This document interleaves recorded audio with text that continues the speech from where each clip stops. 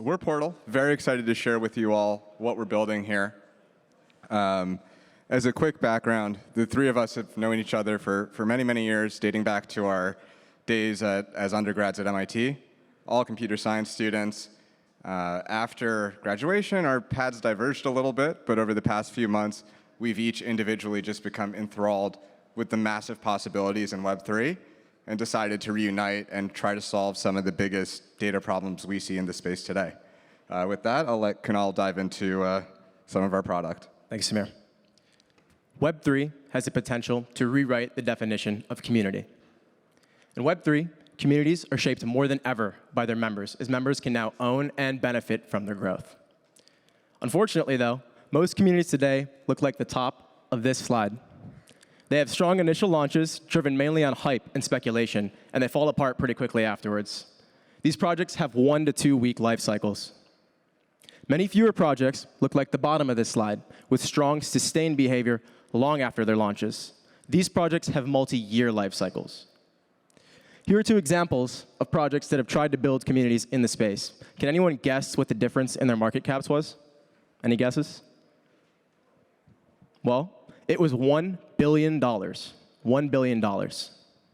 In a large part, this was due to the strength of their communities. With our first product, Portal, we're aiming to drive more companies from the top of this slide towards the bottom.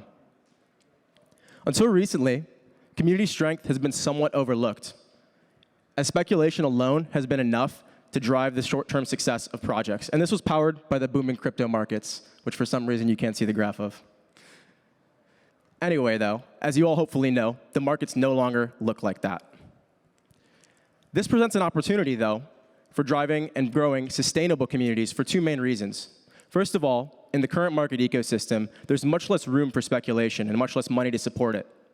And second, utility-driven projects offering real value are on the rise, and evidenced by these brands which have recently entered the space. The bottom line is the Web3 status quo is changing. And to describe what the results may look like, I'm now going to pass it to Noah. This new long-term landscape benefits the stakeholders of the entire digital asset ecosystem. Portal perpetuates sustained upside for every member of every community, whether that be the creators, their early adopters, or their mass market adopters. For the creators, they can still benefit from their initial launches and mints, but now can earn even more royalties through strengthened secondary markets and transactions. For the early adopters, they can still sell their tokens soon after launch if they choose to do so for a profit, but now can have higher confidence that they'll earn even more in the future by continuing to grow and participate in their communities. And for the mass market adopters who have traditionally been victimized by this asset class, long-term projects and communities allow them to share in the value of real utility and sustained volumes. An ecosystem like this is necessary for there to be a mass market adoption of digital assets by everyday consumers. A problem that persists today that's preventing us from reaching this state, however, is an information gap. There are over 100 million crypto and Web3 users and over 100,000 projects. Each struggles to identify those on the opposite side of the marketplace who share their similar visions and values. For consumers, they need a better approach to identify long-term projects that share their interests. And for projects, they need a data-driven, intelligent approach to both acquire and retain members that will help them build an organic and healthy community. This is very different from the way that most projects do things today, where they drive superficial growth through one-time reward offers such as airdrops or allow list spots. We synthesize and make sense of very unorganized Twitter and Discord data to be an effective matchmaker between these 2 very large and very differently sized groups. At Portal, our goal is to provide insights that achieve sustainable growth for the entire ecosystem. Every consumer and every project will use our platform to inform their decisions. I'm now going to pass it to Samir. He's going to talk about our steps that we're beginning to do to achieve this goal. Thanks, Noah. So we're starting by helping newer, branded projects better understand their user funnels. We do this through a set of features that are rooted in Twitter and Discord data synthesis and augmented by Web3 ecosystem insights.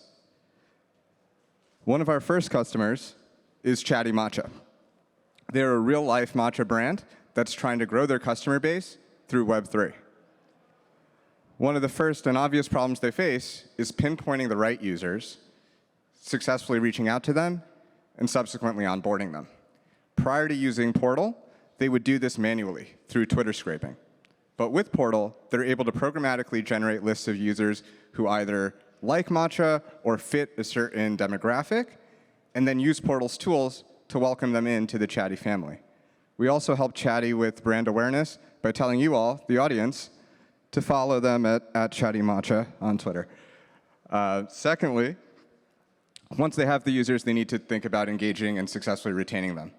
Again, before using Portal, they would rely on blanket tactics and had very few ways to measure effectiveness. With Portal, they're able to generate actionable insights from measuring trends over time.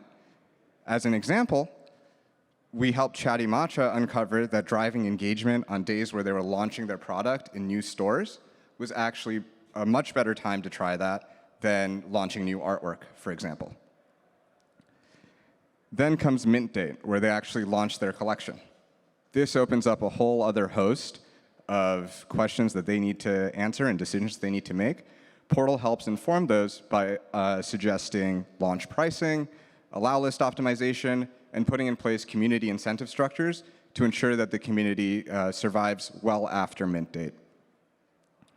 And lastly, we're uniquely able to identify driving users in any community and provide avenues for those users to enhance every other part of the funnel we've just talked about. It's funny because in Web 2, brands and companies have great insights into things like the number of impressions they generate, conversion, SEM optimization. In Web 3, all of this goes out the window because they operate through fundamentally different channels like Twitter and Discord. It's clear, though, that there's a big need for Web 3 communities to enjoy the same privileges and same information as their Web 2 counterparts, and that's where Portal comes in. At Portal, we're building a future where Web 3 projects have longer lifespans and continue growing, powered by their strongest assets. Contrary to popular belief, their strongest assets are not actually their tokens, but rather the power of the communities behind them. We're Portal, and happy to answer any questions. Thank you.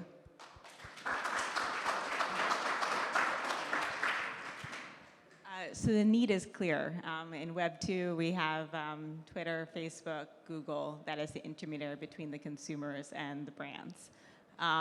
So how do you want to go to market? It seems like we have the analytics, and then we also have the platform. We ultimately want to get to the platform to own that user data. So tell me, how are you planning on going to market? Where are you guys in terms of stage? Yeah, so I mean, our approach to this is fully aligning ourselves with the projects first, like helping them succeed, and in the process, uncovering what makes an NFT or a gaming project succeed. Once we have that information, we're able to productize that and also bring in a mass market consumer platform as well. How do you plan to differentiate? It seems like other companies that are working in the analytics space could build something similar. Yeah, definitely. I think we uniquely take a two-sided approach to the marketplace, serving both the brands, projects, and the consumers on the other side. As Noah pointed out, there's a wealth of people on both sides of the marketplace, and they have trouble discovering sort of shared visions. So that's one angle, and then the other is, I think we're uniquely positioned to sort of solve the user acquisition problem, which persists through every single industry today. But I think given our machine learning backgrounds, we're in a good spot there. Anyone in the crowd want to? Anyone in the crowd? Questions? Yes.